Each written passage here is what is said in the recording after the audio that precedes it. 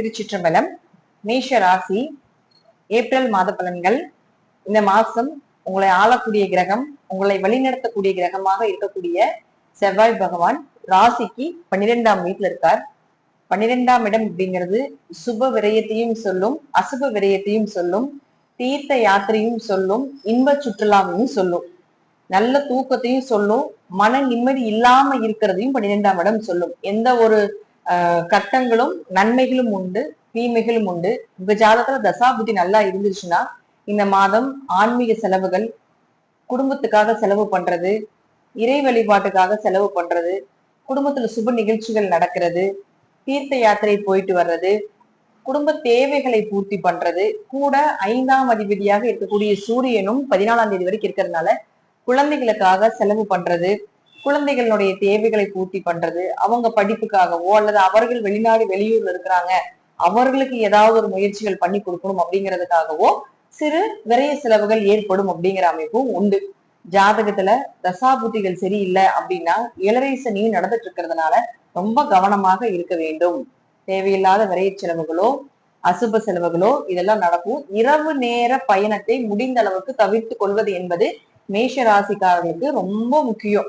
அது இந்த மாதம் ரொம்ப ரொம்ப அதிகமாக போயே ஆகணும், வேற வழியே இல்லை, இங்க போனாதான் வேலை அப்படிங்கிற மாதிரி ஒரு சூழ்நிலைகள் இருக்குது அப்படின்னா ஏதாவது ஒரு டிரைவர் போட்டுட்டு கூட நீங்க வெளியே போய்க்கோங்க. முடிந்த அளவுக்கு ஓன் டிரைவிங் அப்படிங்கிறது பண்ண வேண்டாம். பஸ்லயோ ட்ரெயின்லயோ இது போல டிராவல் பண்ணி கொள்வது என்பது ரொம்ப சிறப்பு. ஓன் டிரைவிங் அப்படிங்கிறது இந்த மாதம் மேஷ ராசிக்காரர்களுக்கு முக்கியமாக ஏழரை சனி தசாபுத்திகள் நல்லா இல்லாம இருந்தால் முக்கியமாக அந்த பீரியட்ல இந்த மாசத்துல முடிந்த அளவுக்கு தனிமையாக இல்லாம கூட யாரோ ஒருத்தர் கூட்டிட்டு போவது என்பது ரொம்ப சிறப்பு. இது அடுத்தது பாத்தீங்கன்னா 14ஆம் தேதிக்கு மேல சூரியன் அப்படின்னு சொல்லக்கூடியவர் உங்க ராசிக்குள்ள வந்துருவார். அப்போ சூரியன் யாரு? உங்க குலதெய்வ ஸ்தானாதிபதி. அப்ப குல தெய்வத்தினுடைய அனுகிரகம் உங்க குலதெய்வம் கூடவே இருந்து செயல்படுத்தும். குலதெய்வ கோயிலுக்கு போயிட்டு வர்றது, அதே போல குடும்பத்தோட சேர்ந்து போயிட்டு வர்றது.